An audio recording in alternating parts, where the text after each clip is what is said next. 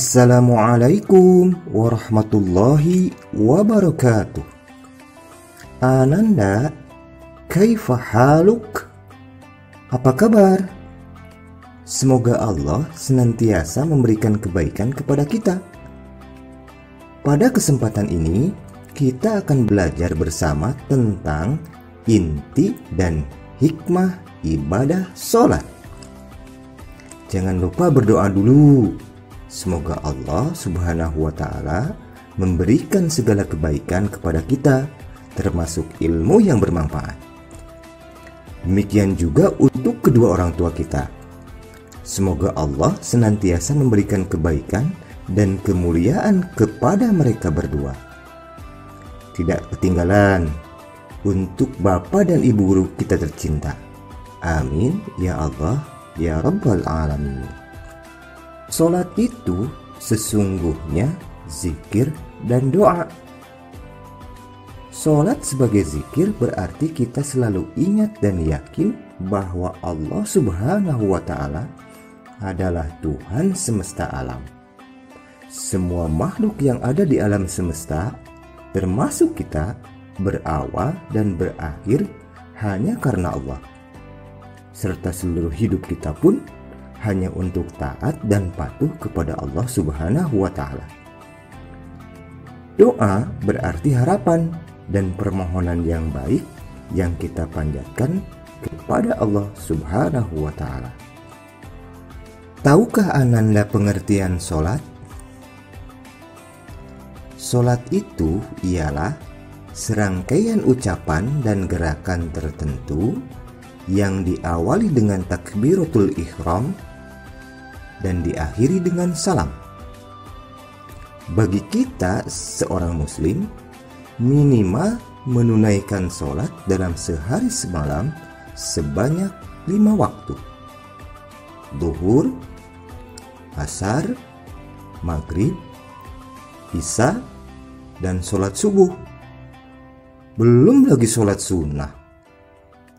Sehingga di sepanjang siang dan malam kita selalu terpelihara untuk menjaga sholat kita. Ingat ya, jangan sampai ketinggalan apalagi lupa untuk menunaikan sholat 5 waktu. Ibadah sholat dilaksanakan untuk membuktikan pengabdian diri kita kepada Allah Subhanahu wa Ta'ala. Orang yang melaksanakan sholat termasuk orang yang beruntung. Karena selain menyembah Allah, di dalam sholat juga kita berdoa, memohon ampunan, dan bersyukur kepada Allah Subhanahu wa Ta'ala. Tentu Ananda sudah tahu bahwa sholat merupakan ibadah yang diperhitungkan pertama kali oleh Allah Subhanahu wa Ta'ala setelah hari kiamat, sebelum memperhitungkan amal ibadah yang lainnya.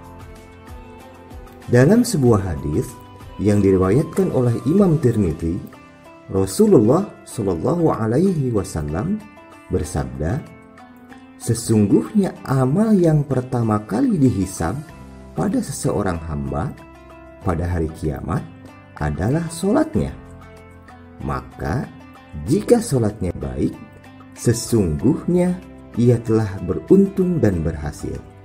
Dan jika sholatnya rusak, sesungguhnya ia telah gagal dan merugi.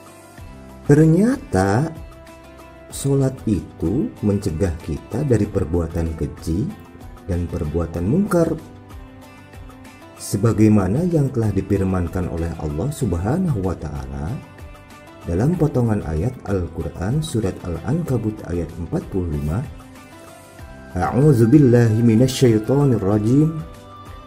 Innas sholata tanha 'anil fahsya'i wal munkar.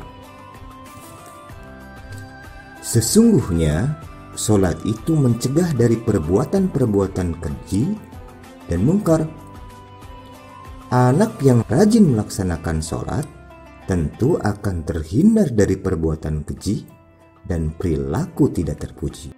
Berikut adalah hikmah atau pelajaran dari sekian banyak hikmah yang dapat kita ambil dari ibadah sholat. selalu mengingat Allah dan mendekatkan diri kepada Allah Subhanahu wa Ta'ala. Dengan sholat, kita disediakan waktu untuk selalu mengingat Allah.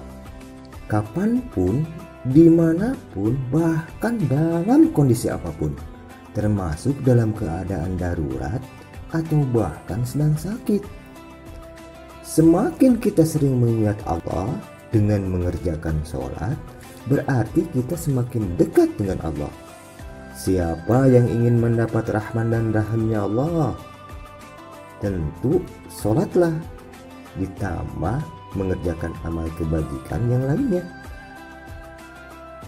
Hikmah lain dari sholat yaitu hati menjadi tenang dan tentram, bersikap rendah hati, memelihara diri dari perbuatan dosa.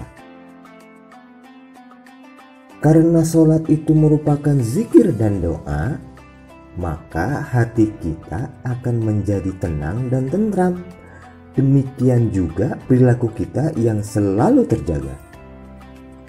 Tidak cepat emosi, selalu rendah hati terhadap siapapun, tidak sombong, dan senantiasa menghargai sesama. Karena hati dan perilakunya terjaga, otomatis kita pun akan semakin terhindar dari perbuatan dosa. Anak yang rajin sholatnya tidak mungkin melawan orang tua maupun gurunya. Disiplin waktu, hidup tertib dan teratur, dan hidup bersih. Sholat itu ibadah yang telah ditentukan waktunya. Sebaiknya kita mengerjakan sholat tepat di awal waktu. Dengan sholat berarti kita dilatih untuk mempergunakan waktu sebaik mungkin. Ingat, yang menyepelekan waktu dalam hidupnya termasuk ke dalam golongan orang-orang yang merugi. Sholat mengajarkan kita untuk mematuhi aturan, termasuk mentaati pemimpin. Dalam sholat, pemimpinnya imam. Apa yang dilakukan imam saat sholat, maka kita pun harus mengikutinya. Sholat juga mengajarkan kita untuk hidup bersih. Bukankah sebelum kita sholat harus berwudu dan terbebas dari semua kotoran dan najis, baik yang menempel di badan, pakaian, dan tempat sholat? Orang yang rajin sholat pasti akan menjaga kebersihan dan kesucian diri, hidup damai dan menyebarkan keselamatan, serta membina kebersamaan, persatuan, dan persaudaraan.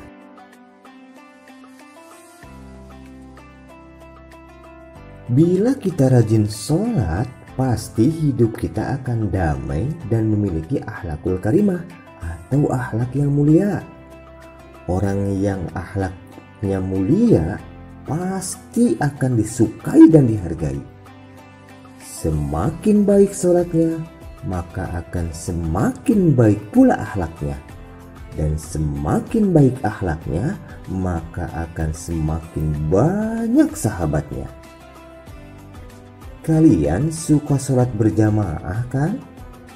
Dengan berjamaah berarti kita ikut menjaga ukhuwah atau persaudaraan, baik sesama kita sebagai muslim ataupun dengan orang lain yang berbeda dengan kita. Sholat juga mengajarkan kepedulian kita kepada orang lain. Akan lebih mulia bila kita mampu mengamalkan ibadah sholat dalam menjaga perilaku silaturahmi, baik sesama muslim ataupun sesama warga yang lainnya. Alhamdulillah, ternyata kita sudah selesai. Pesannya dari materi ini adalah kalian jangan sampai meninggalkan sholat fardu 5 waktu. Jangan lupa senantiasa berbakti kepada orang tua dan berbuat amal kebaikan yang lainnya. Mudah-mudahan materi ini bermanfaat. Sampai ketemu kembali. Terima kasih. Assalamualaikum warahmatullahi wabarakatuh.